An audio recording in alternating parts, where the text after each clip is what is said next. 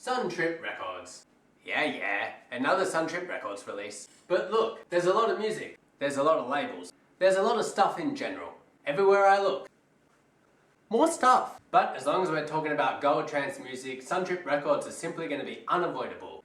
These barbers have built and tailored one of the best, most loving scenes of music that I've seen, which I think is really nice. Gamma Draconis is the most recent of those releases. The aim was to get a bunch of the 90s old school pioneers back together for one last crazy adventure. Hopefully, like all last crazy adventures when the crew gets back together, we get a bunch of high octane sequels. But for now, we're just dealing with numero uno, the original, Gamma Draconis. Took 3.5 years to put together. Let's think about the virtues of that. 3.5 years for one release. Why? That takes patience, diligence, dedication, focus. Although a little bit more focus, maybe you would have got it done in 2 years. It also requires communication skills, high degrees of collaborative awareness, and a big old sack of confidence glands to know that this release was always going to be a blaster and is therefore well worth the wait.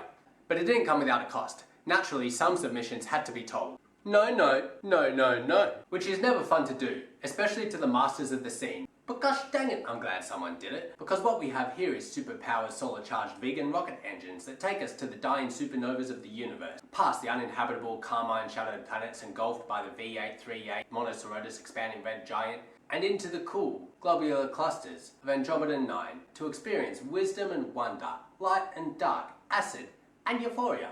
And woo yeah, do we get brain benders of it all. The compilation kicks off with the earthy dust kicking of Sasson, a true bad boy who has no problem swinging lines of acid into the world. Mentalogue feels like an omen of hope. The background atmospheric synths bode well for the beginning of our journey to uncharted lands. No real climax marks the final act of this track. Instead, each section acts as an extension of the overarching storyline that the music tells, which is, get ready for sensation. Now I know a lot of people are going to be excited to see Xenomorph show up here. Personally, I wasn't one of them. Now, not because I don't like the guy, but because I simply haven't heard the tunes. But the word on the street is that he's a dark nightmare of badass skullduggery. Have a look at this photo and try and figure out which one Xenomorph is. Yeah, the one who looks like he goes to Norway in the wintertime to burn down churches. Satanic anarchist, and I love it. Dying Sun could have been nothing but the low ends for the entirety of the track, and I would have still listened to it for the full 8 minutes. But I don't have to do that, because Xenomorph gives us his all. He takes us from the topsoil depleted earth to the dark grime of space. Or is it the underworld we just reached? Or a forest that sits on the 26th axis? I don't know, but it's dark. There's a taste of iron in the air and everything's covered in sulfides. This methylated rocket ship we're in sure does need some patching up, but with the right crew of rapscallions it'll get the job done. Xenomorph's at the helm and takes us through an utterly hypnotizing magnetic solar storm, but you could hardly call it aggressive. More pure dark matter. Evil dark matter. You don't even notice how it happens, but the track grows larger and larger, swathing everything. The gravity alarm is a sexy touch, and allows this track to find its way into a jabberwock of new intensity, as the red giant behind us expands to 273 times its dormant size, engulfing everything but that last distant speck of light that Battle of the Future Buddhas rushes towards. These Swedish amigos wrote, directed and produced one bad motherfucker of an album called Twin Shark Fins back in '98, when your boy was just a wee little lad. Hell yeah! They've done a lot more than that though. They got releases all over the place. But today they rush us towards that single distant speck of light.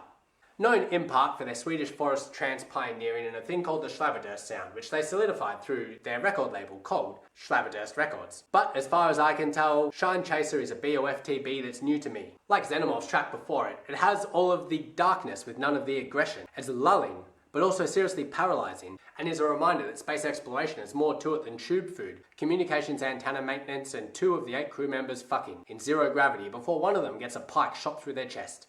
Well, that distant speck of light gets closer and closer, and now there are new lights, new worlds. Future Buddhas have brought us to new dimensions where there ain't shit to do but dance in ecstasy. Landing on the finest looking of the planets, we find Shakta, who's from planet Earth, and is therefore the perfect being to take us on an expedition there. But a fun expedition.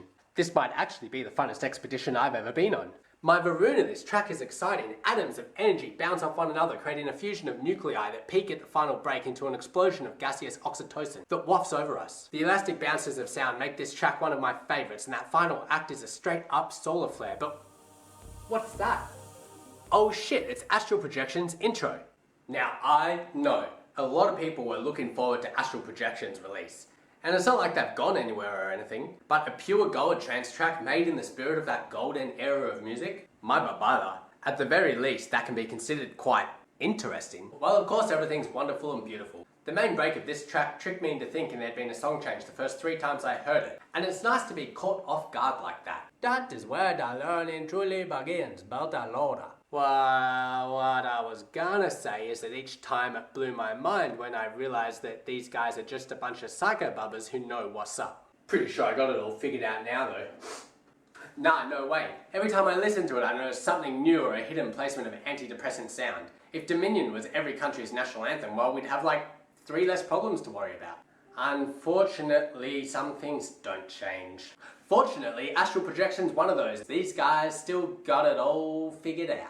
Well, we are well and truly dancing in puddles of sunshine and breathing gases of cuddles. The unmistakable iridescence of endorphins begins to fill the air and shoot through us like nuclear atoms, but friendly nuclear atoms that don't melt us down into goop.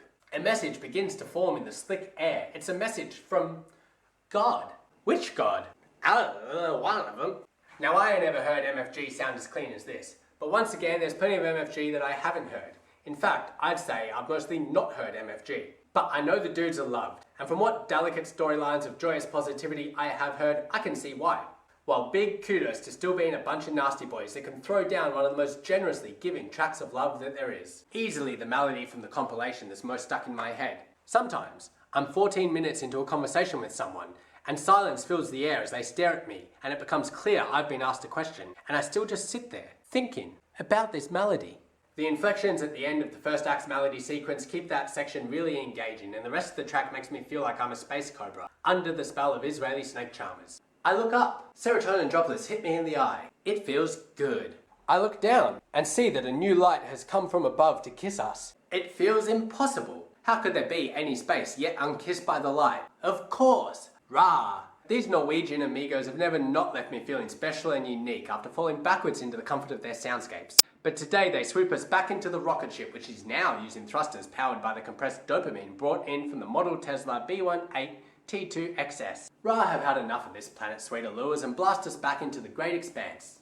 Damn it! Just as those lightning strikes of ecstasy were coming down to hit us, it was gonna be full on. No time for that, and besides, Ra feels the vibe and takes us into hyperspeed instead. It gets pretty full on. I probably could have skipped out on 2 of the first 6 minutes of the track, but who cares about that when the signature Ra melody orchestrates its way into our minds? Fuck yeah, I can imagine the symphonic melodies and crackle of this track's kick drum over some festival speakers, which makes me really sad. I miss those. Oh no, are you a little sad? Yeah, I'm a little sad. Would a bit of Oforia make you feel better? Let's put a little bit of Oforia on and find out. This baby does make me feel better. After all the chaos and carnage, only Oforia could cool us down and charge us up with energetically dreamy, emotionally charged memories. A delight to the senses and just so damn floaty and danceable. Oh no. Now I'm thinking about dancing again. No time for that. No time for anything but impressionable praise and bliss as our ship deploys its coconut oil condensator to reduce friction and speed us into the ether for the final leg of our journey with Oforia on the decks. Damn, what a compilation. Hoo-ha, what a bunch of tracks. Do these guys still got it? Yeah, these guys still got it. And who better to getting it given to than Suntrip? There is no doubt that this release is something special. From the unique alive feeling of the track structures, to the artist's signatory styles which sound like they've been built up and released onto us after 20 years of repression. Or is it us that have been repressed for 20 years? Something can be said for the way that these artists build their tracks. Growing up with the hardware seems to have encouraged them to play their music. But they also seem to move their sounds around with absolute ease. I don't know if looping was harder back then, but I find myself picking up the consistent changes in the sequences that are being put down. It keeps everything fresh and exciting. In this particular set of tracks, I'm pretty sure that I would enjoy hearing just about any of the individual elements of each track. Everything fits together so well.